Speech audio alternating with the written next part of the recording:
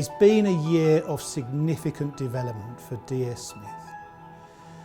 We've seen the continued, very successful integration of our North American business that we acquired in 2017. But we've also seen a huge expansion of our presence in the very exciting Iberian market with the acquisition of Europac, and the first indications from that acquisition are very positive. And we've also really focused the group.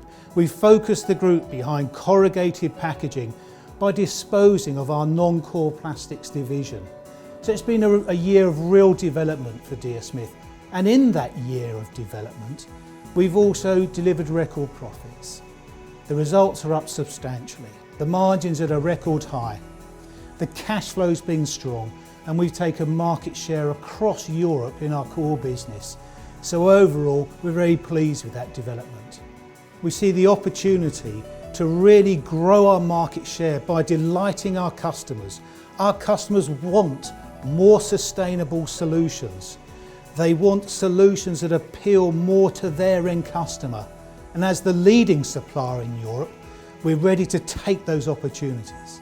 The current economic environment is more uncertain than it has been for a while. And we have to deal with that uncertainty. But we have very clear plans that are being developed right across the group to make sure that we continue to thrive and prosper. It is about delivering for our customers, the service, the quality, the rate of innovation, but it's also how efficient we are internally. The financial performance last year, I think, has been good by any measure, and we're now focusing on our balance sheet. We're doing everything we can to generate cash. We've announced the disposal of plastics. We're focusing on how we can operate as efficiently and as effectively as we can do, recognising that the next 12 months are not going to be easy. We've got a different set of circumstances, the macroeconomics are different, but the business as a whole still has some fantastic drivers.